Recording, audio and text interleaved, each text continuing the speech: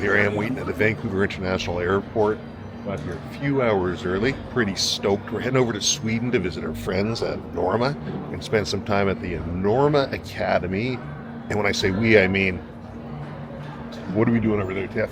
On top of Norma Academy, we're going to do moose hunt and a driven hunt as well. And we're going to check out the brand new range of ammunition that they got. Stoked to be able to tell you about that.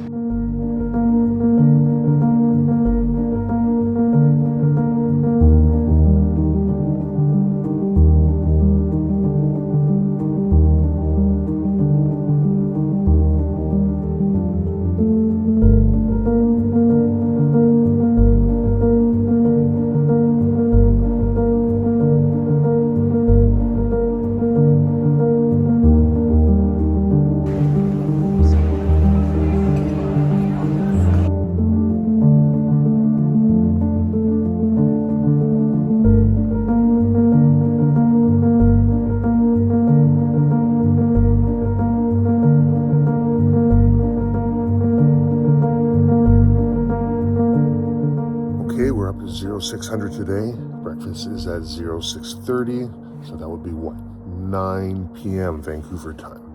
Still dark out. I was thinking about jumping in the lake this morning and maybe having the drone out to film it, but a little too dark for that, I think.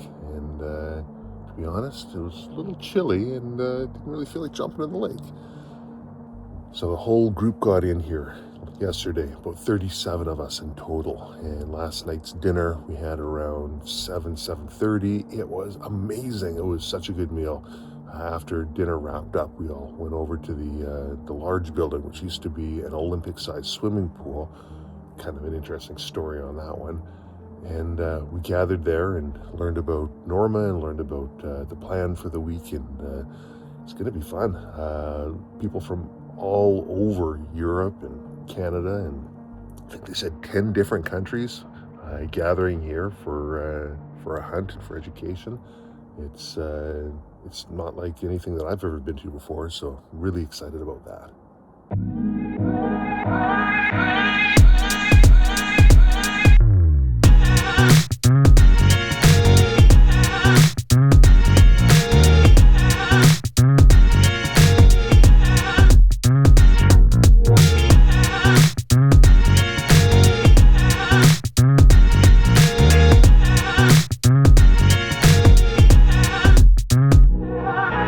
Today we're going to be at the range. We've got the group split into two, so we're going to have half the group at the range and half the group's going to be going through an education session with Norma, learning all about the new products that they have and learning how to best use their existing products. Range is going to be interesting. They've got a instructor out from a local well-known academy. I don't know what it is yet, but we'll find out. And I guess they're going to be doing some moving target drills. Something we don't do too much of in Canada unless you're a competitive rifle shooter. You're not shooting at moving targets too much. But here in Sweden, since they have the driven hunt where they use the dogs to drive the game out, they have to know that the Swedes are able to ethically and humanely and safely dispatch an animal that's moving. So I guess it's about an 80-meter moose-shaped object traveling at about a moose speed running that you have to shoot consistently in the vital area. Let's be honest, the range day wasn't just about learning the normal lifestyle. It was an evaluation.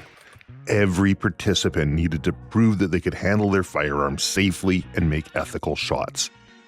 We were heading to a prestigious hunting estate that's been in the same family for over 200 years.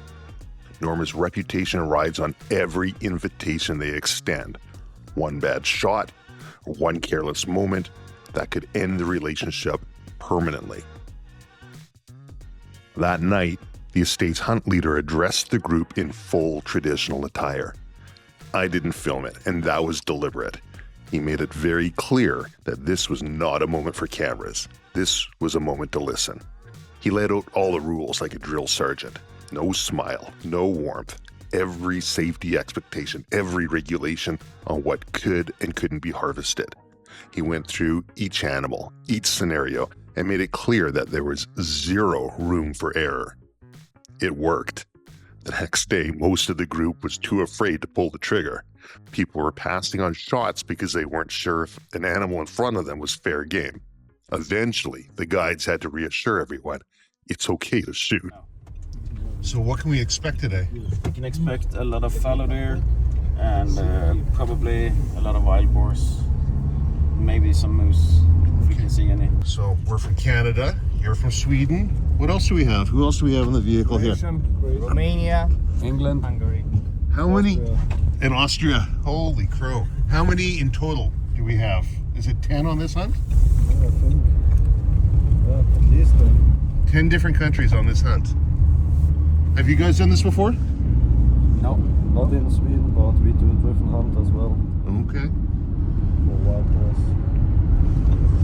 Well, it's going to be our first one. We got up at what, 0500. We're on the road by 0630, and we'll be hunting by what, 8? Yeah, I think so. Okay. Anything else we should know? Don't shoot a moose. Don't shoot a moose. Yeah, exactly. Don't shoot the moose. Yeah. Otherwise, the police will be involved. Yeah. Plus, you have bigger moose at home. So. Yes.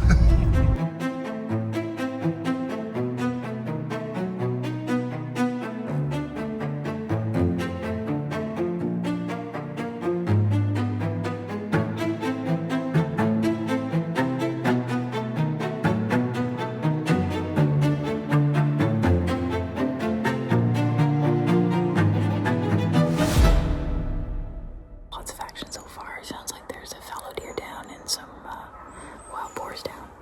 Nothing has been by our stand yet, but lots of dogs barking, as I'm sure you can hear in the background. And yeah, it's not your typical Canadian hunt for sure.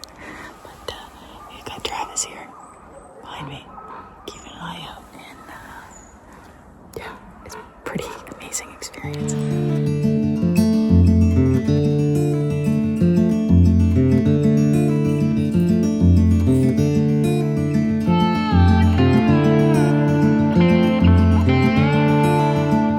Okay, so it's 10:15 right now. We've been hunting for the last, what, hour and a half? Hour and a half, yeah. And we saw some game in the distance, nothing we could identify, nothing that we'd feel comfortable shooting. And 10:15, it's traditional fika. What's that? Coffee and pastries, I guess. Yeah, traditional Swedish hunt, coffee and pastries. Maybe get some strudel. Is that a Swedish thing? No. I think cardamom buns, cinnamon buns, things like that. Okay. Yeah. So we have to stay in our stand right here until the guide comes to grab us. It's very regimented. It's very organized. Yeah. Yeah. Yeah. It's been awesome. One last thing. We did do some hunting while we were up here. And Tiff, what'd you find? Chanterelles. I don't know if that's going to show up, but that's some chanterelles. Okay, we'll report back at the next hunt.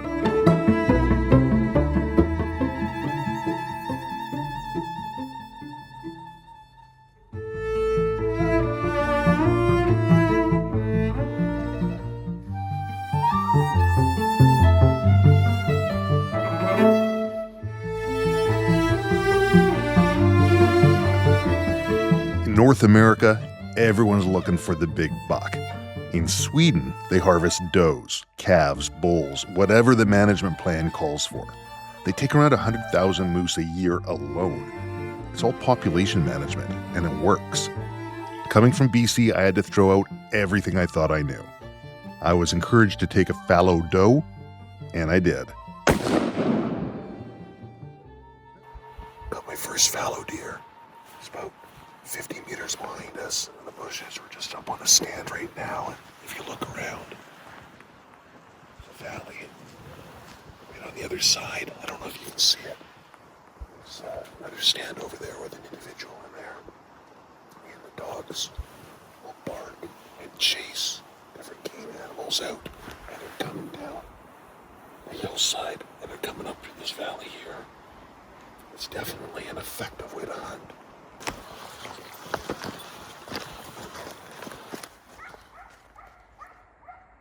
We did a third driven hunt at a different location and then regrouped with the rest of the hunters. out of 37 hunters from 11 countries, not the 10 that I thought earlier. The estate saw a record 64 animals harvested in a single day, including the largest boar in the estate's history. Behind this large group of hunters was an additional 44 support personnel. Guides, dog handlers, retrievers, meat processors. Hunters who wanted meat or trophies, they took them. Everything else the estate processed and sold to local restaurants and butcher shops. Nothing was wasted. At the end of the day, the animals were laid out and arranged with care. Torches were lit. The horn sounded. Every hunter stood in silence and paid their respects.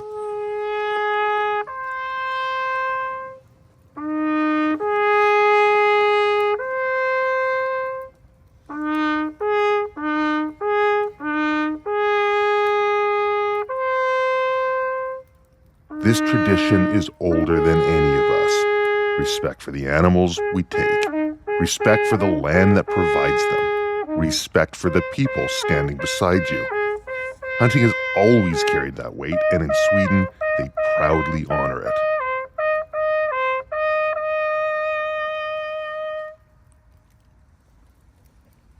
That evening's celebrations were epic. As you already probably have guessed, this is a small tradition, even if it's only like the second year. It's Surströmming.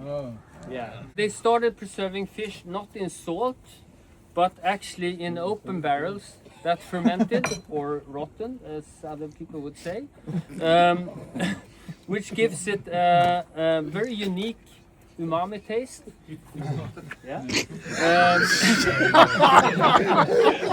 All the Bolognese from France, you know what I'm talking about. An excellent mouthfeel. We eat it traditionally with a little piece of hard bread, with the fish on, some potato, and other garnish on top of it. And I'm actually going to take off my jacket because this, yeah, you know. Hold it.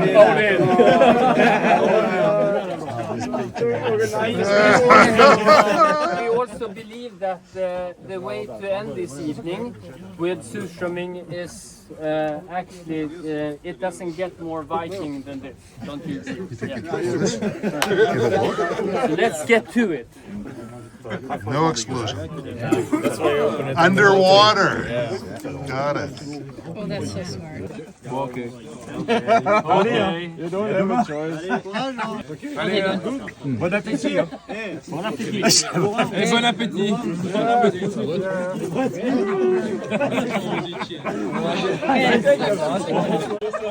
So how was your first Surströmming? Honestly, it tastes way better than it smells. It smells horrendous. But it tastes like, I don't know, fish cheese? That's probably the best way to put it. Massive umami, but it smells like death. You gonna go for seconds? Yeah, I think I will. Check out some of the reactions. I'll put my heads on here. So you're gonna spit it out? Come on.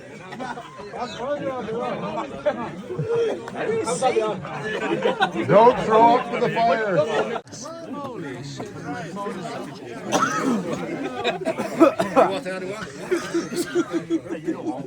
You have officially passed the Viking test. You know, Odin has accepted you. Okay. So now you will receive the needle. It's only the people who has been here that has will be given this needle. Wear it with pride. Thank you very much. Thank you. Thank you. I will hand them out since you are very, very courageous. Very, very brave. What I came to understand about Norma is that it's not just an ammunition company. It's really more like a family. The people who work there are proud of what they build, and the community is proud to have them. There's a deep connection to their country, to the land, and to the people who trust their product.